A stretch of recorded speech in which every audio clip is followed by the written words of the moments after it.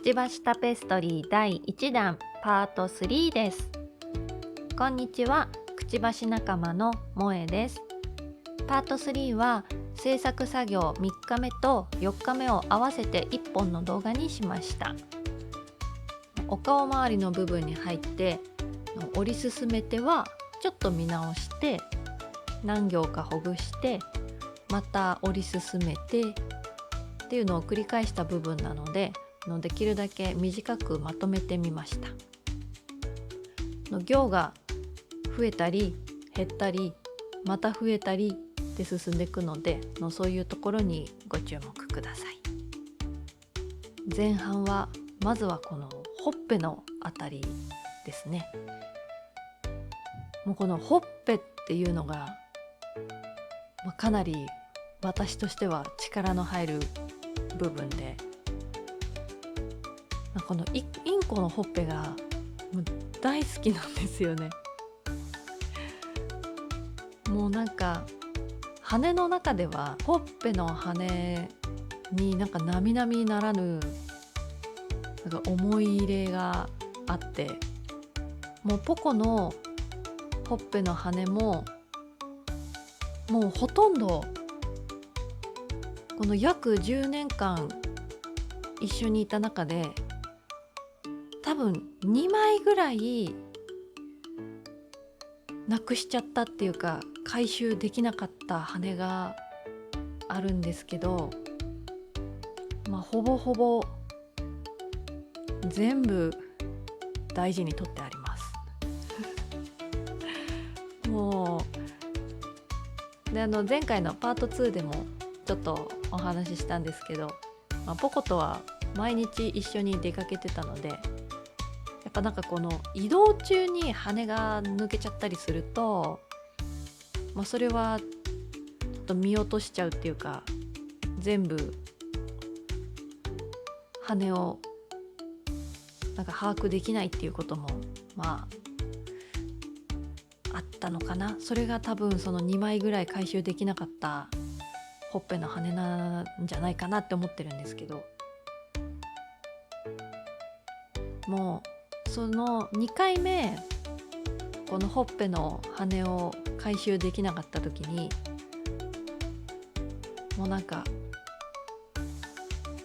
もうこれ以上絶対こんなことがないようにしたいって思って、でポコのほっぺの羽が抜ける周期表みたいなものをそっから書いてました。このポコが左右対称に3枚ずつ黒いほっぺを持ってて、なのでもうそれ専用のノートを作って、それにこの羽ほっぺの羽1個ずつにABCDEF って番号を振って、でA の羽が何年何月何日で抜けた日にちを書いていくようにしたんですよ。でそれを1年ぐらいやってたら、だんだんサイクルみたいなものが見えてきて、それがこのほっぺの大きさっていうか場所によってちょっとずつサイクルが違ったんですけど、でもだいたい3ヶ月に1回ぐらい生え変わってて、なので、このノートを見ると、次は多分この D の羽が抜ける頃だなとか、この1週間ぐらい気をつけた方がいいかもしれないとか、もうそんな感じで厳重にポコちゃんのほっぺを追跡してこのほっぺの羽っていうのもどっかのタイミングではで例えばレジに封入するとか、アクセサリーに使うとか、何か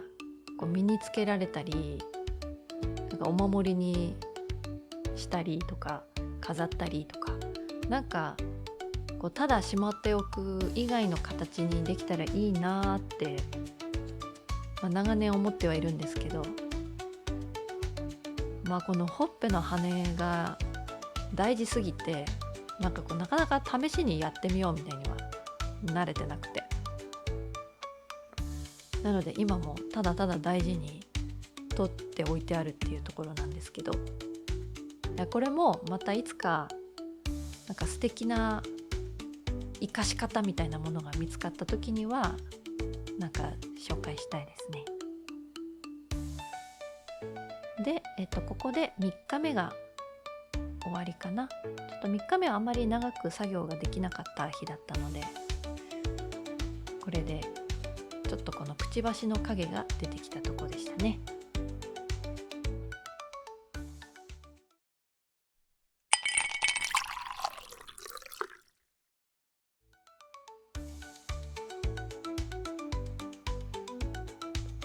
はい、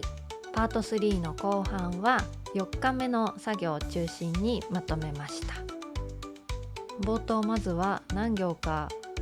とほぐすところから始まってます。今この右手の下ぐらいになんか待ち針とか長い針にいくつかビーズが通して置いてあるんですけど、これがやり直したものですね。この一回折った部分をほぐすときに、この色別に全部元に戻すのは容易じゃなくて、今のこの見たものだと、黄色が、5種類かな出してある中で、なかなかもう目で一粒ずつ見てもなんか色の見分けがつかないっていう時があって、そうすると元に戻そうとしてもなんか間違えて違う色のビーズが混ざっちゃうっていうことが、時々起こるので、こうやってやり直す時って別に全部をやり直したいわけじゃなくて、なんかこの中のなんか一粒二粒ちょっと違う色と入れ替えたいとか、そういうことが多いんですよ。今だったらくちばしの部分とかってなったら、それ以外の部分は変える必要がないから、なんかそういう時はもうそのまんま別の針とかにちょっとこう移して置いておいて、でこう必要な部分だけ入れ替えて、でまた糸に通し直すっていう、そういうやり方で進めてます。これまだあと何回かやり直すんですけど、今見るとなんかくちばし違和感ありますよね。はい、で今この出てきた今新しく切り出しているこの糸は、これはさっきの 2,3 行やり直す時と違って、もっと大量にやり直すぞっていう時に使ってます。もうさっきの針に通してちょっと置いておこうとかっていうのはもう 2,3 行が限界で、それ以上にもっと大幅に直したい時とかは、7行8行とかになってくると、もうこうやって今出したみたいな別の糸に移し替えて置いておくことにしてます。そういう時はね、今この左上にピンク色のビーズ出てるんですけど、こういう全く関係ない色をこの間に挟みながら、こっからここまでが何行目っていうのがこう分かるようにして、だいぶほぐしましたね。なんかこれね、結構大きな作業になるので、できればなんかこんなに大幅修正しなくてもいいように、進めていきたいところではあります。だけどある程度全体を見てみないとなんか違和感が見えてこないっていうこともあるので、ある程度はあしょうがないかなって思って、それよりも一番本当の可愛い姿に近づけるように作るっていうことを優先して、それを一番大事に考えて進めていってます。今回は納得かな。やっぱりね、インコちゃんというか小鳥さんたちにとってはくちばしも、結構その子の表情を決める大事な要素ですからね。だけど今この私のがメインで使ってるこの DBS っていうビーズのサイズが、多分他のサイズに比べるともともと販売として出されてる種類がちょっと少ないみたいなんですよね。多分それはこのサイズのビーズを使う人が、割合的に少ないからかなって思ってるんですけど、これよりも大きいサイズのビーズだともっとすごい膨大な種類の色が出てたりして、だからくちばしもね、本当にぴったりそのものっていう色とはちょっと違うのかなとは思ってるんですけど、色の繊細さを追求してこの1個サイズの大きいビーズで作っていくか、それともこのできるだけドットの細かいビーズでこのより繊細なものを作っていく方を大事にするかっていうのを考えた時に、多少色の選択肢が少なくてもこのサイズのビーズでこう作っていくっていうことを優先しようかなっていうふうにこのくちばし仲間では、考えました。で、完全に本来その小鳥さんが持ってる色とぴったり一致しなくても、そこは色の濃さっていうか、この他の色との組み合わせ次第で、結構工夫次第で表現できることもいっぱいあるんじゃないかなって思ってるので、そういうところでこう頑張っていきたいですね。で、今、ポコちゃんの目が見えてきたんですけど、この目がすごい本当のポコよりちょっとちんまり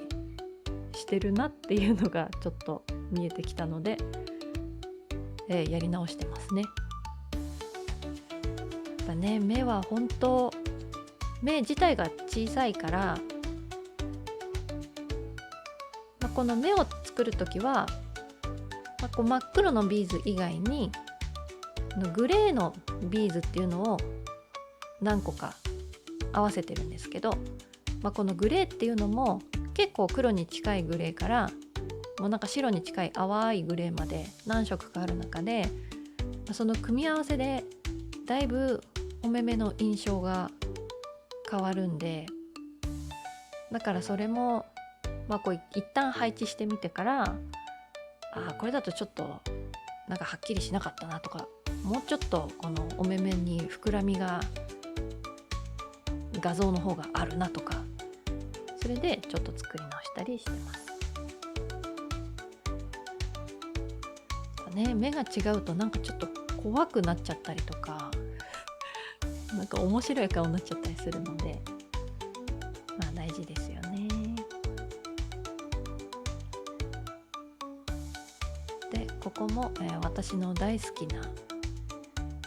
部分のインコのお花ですね。お花っていうのもね、すごいセキセイインコの魅力の詰まった場所だって常々思ってて、そうで、今できてきてるこのお花がちょっと厚みが足りない、厚みが膨らみ、ということでちょっと直します。ね、もしよかったらこれねちょっと止めたりちょっと戻したりしてなんかビフォーアフター見比べてみてほしいんですけど、この本当にこういうところは一粒入れ替えるだけで、全然違うものになるんですよね。お花の穴までしっかり描きたいし、これでどうかな。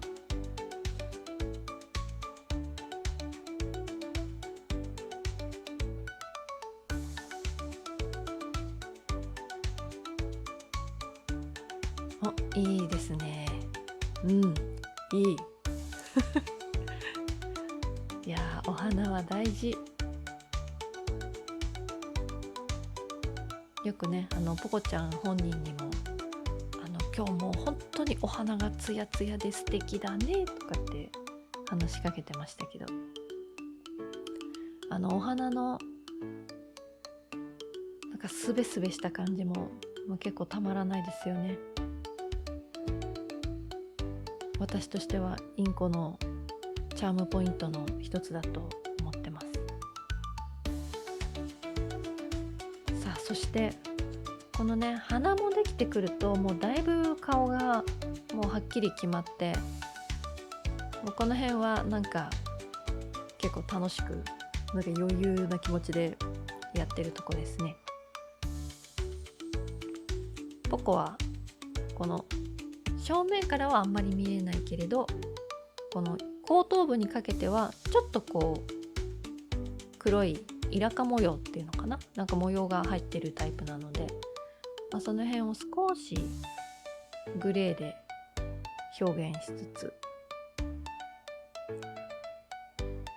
おでこもインコの大事なポイントではあるので、色使いはちょっと気にはなるところですけど、でもここで一番作る時に気になってるのは、色使いっていうよりは、このビーズで作ってるんだけれども、なんかこのおでこのなんか羽のなんかふわっとした感じとか、なんかそういうのができれば表現したいなって思ってる部分なので、だから色使いと合わせてこのなんか輪郭、あえて輪郭をなんかこう綺麗につるっとした曲線にするんじゃなくて、こうややなんかジグザグな感じにビーズを配置したりとか、そういうところを気にして作ってます。